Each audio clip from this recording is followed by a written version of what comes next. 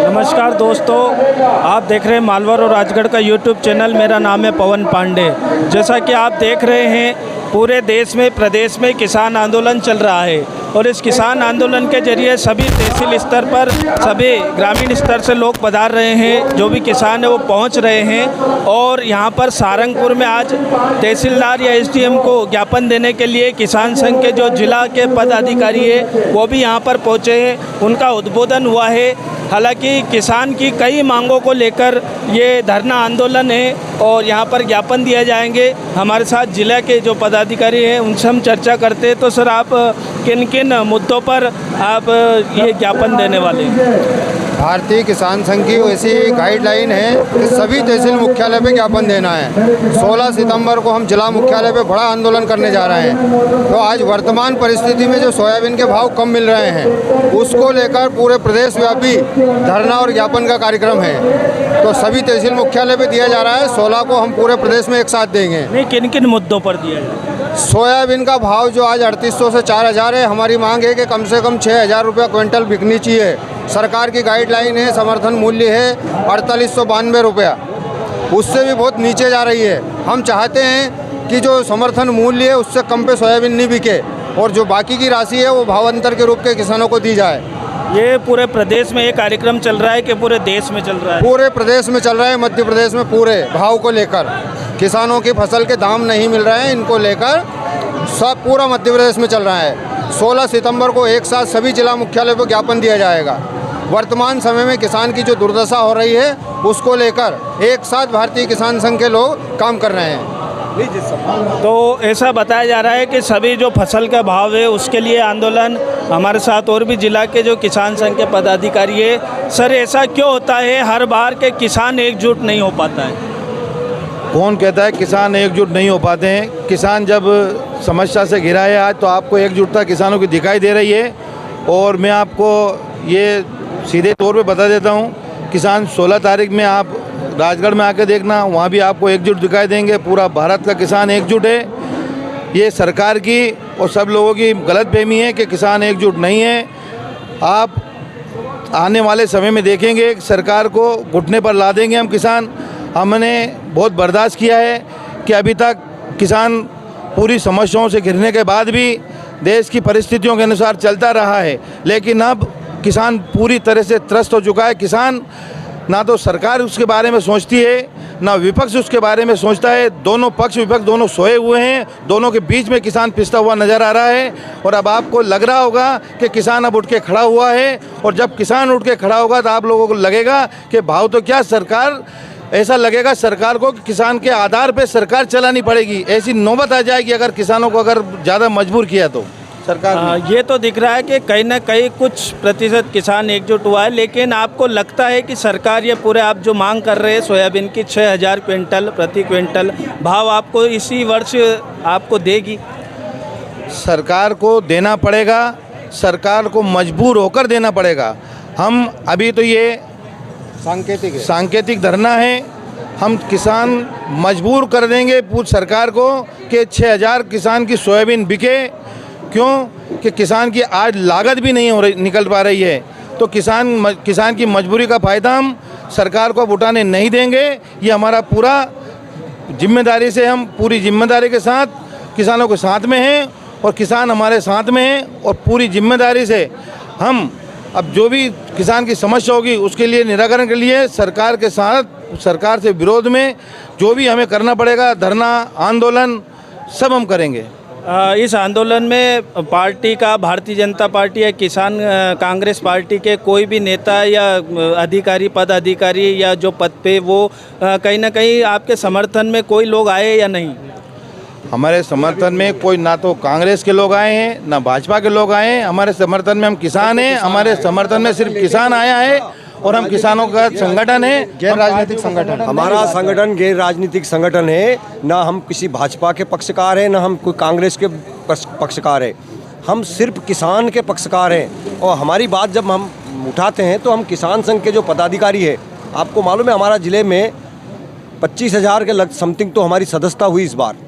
वो माना जा रहा है, लेकिन आपके राजगढ़ जिले के आप पदाधिकारी हैं। राजगढ़ जिला में 2 राज्य मंत्री, एक सांसद, और इनके जरिए सरकार को कोई पत्र अभी तक लिखा गया है क्या? अब ये तो वो जाने, हम तो ये तो मतलब ये तो वो जाने, उनको लिखना चाहिए था। जब 5 विधायक दिए हैं, सांसद दिया है, सब कुछ इस जिले ने दिया, तो हमारे जिले की जो समस्या है, आज लाइट की कटौती है, खाद बीज की समस्या है, खाद के भाव रेट बढ़ गए, भ्रष्टाचार आसमान पे है। दवाइयाँ देखिए आप, नकली दवाएं धड़ल्ले से बिक रही है। दवाइयों को लेवल लगा लगा कर अंडरस्टैंड पैसा लगा रहे हैं। जो दवाई के जो हमने कई बार डीडीओ से, कलेक्टर साहब के सामने ये बात रखी है कि आपको इनको बिल दिलवाइए, एमएसपी का जो उसका आता है ना वो बिल, जीएसटी वाला, जीएसटी बिल के लिए हमने बार बार सरकार को बार बार अभी कहा जा रहा है कि जो मुख्यमंत्री थे मध्य प्रदेश के, पूर्व मुख्यमंत्री, जो आज भारत सरकार में कृषि मंत्री है, उन्होंने एमएसपी जो दूसरे राज्यों में चालू की, वो एमपी के होते हुए उन्होंने मध्य प्रदेश में क्यों एमएसपी लागू नहीं की? अब ये तो ये दुर्भाग्य की बात है कि जब उनको 20 साल तक मुख्यमंत्री रखा तो मध्य प्रदेश में भी होना चाहिए था, क्यों नहीं कर रहे हैं?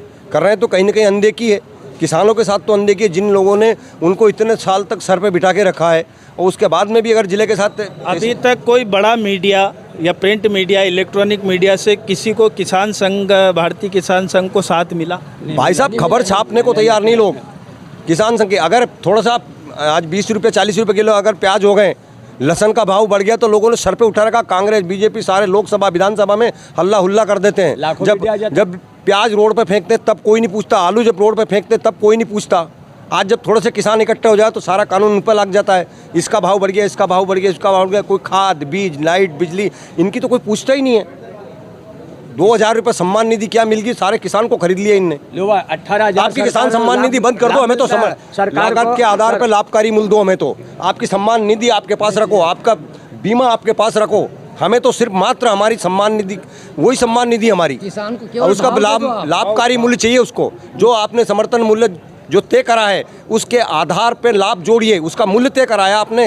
कृषि मंत्री जी अगर मेरे माध्यम से अगर बात सुने तो कभी गौर करें कि आपने तो उस चीज़ का मूल्य तय करा है, उस पर लाभकारी मूल्य से जोड़ के हमें दे। भाई कोई भी चीज़ जितने की चीज़ है उतने में कोई बेच देगा क्या? उस पर लाभकारी मूल्य जोड़ के हमें दे। जैसे आज 20 वर्ष पहले सोने का भाव क्या था, उसी प्रकार आज गेहूं का भाव क्या है। उस दिन गेहूं का भाव क्या था, आज सोने का भाव क्या है। सोने का भाव 70-72 हज़ार हो गया, 20 रुपये किलो गेहूँ 25 रुपये किलो हो गया। आज 10 साल पहले भी 4,000 की सोयाबीन बिक रही थी, आज भी सोयाबीन 4,000 की बिक रही है। आप कह रहे हैं कि आपको सम्मान निधि 2,000 रुपया सरकार दे रही है, उस चीज़ को मान लिया जाए। किसान क्या है बेचारा, जो कह दे उसमें आ जाता है।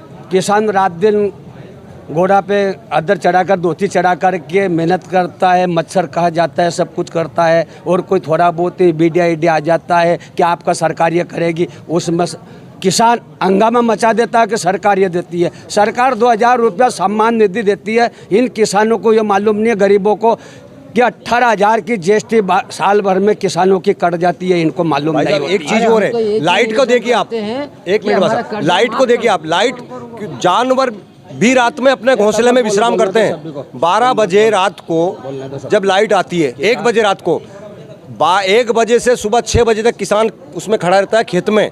उसको नींद नहीं आती, उसके बच्चे नहीं है, उसको ठंड नहीं लगती है। क्यों ना हमें दिन में लाइट दी जाए 12 मिलाकर उसकी मेहनत का उसको पूरा पैसा मिलना चाहिए। मेहनत करने के लिए किसान तैयार है। क्या मेहनत करने के लिए किसान तैयार है, लेकिन उसकी मेहनत का पूरा दाम मिलना चाहिए। किसानों ने तो मुख्यमंत्री जी को कृषि क्रमण अवार्ड दिलवाया ना। हमने हमारी तरफ से कोई कमी नहीं है। जो कमी है जो सरकार प्रशासन की है।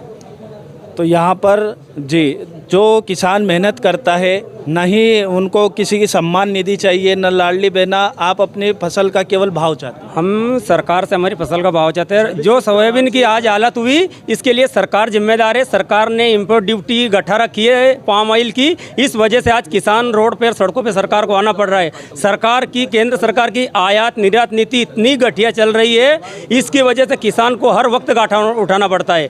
बाजार में कहीं की महंगाई सरकार ध्यान नहीं देती है। जब किसान की फसल का भाव बढ़ता है तो आयात नीति और निर्यात नीति में तुरंत तबादला कर देती है। सरकार की ऐसी नीति बदलना पड़ेगी, तभी होगा। समर्थन मूल्य पर खरीदने से किसान का भला होने वाला नहीं।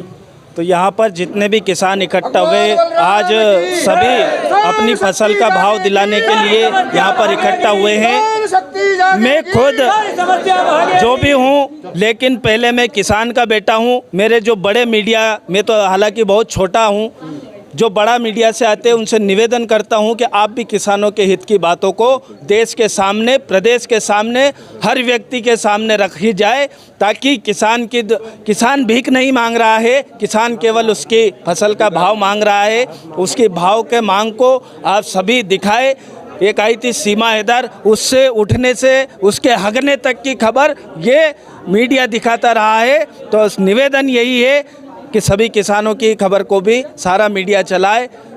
जय हिंद, जय भारत, जय जवान, जय किसान। आप देखते रहिए मालवा और राजगढ़ का यूट्यूब चैनल। आप इसको अधिक से अधिक लाइक करें, शेयर करें और सब्सक्राइब करें। जय हिंद, जय हिंद।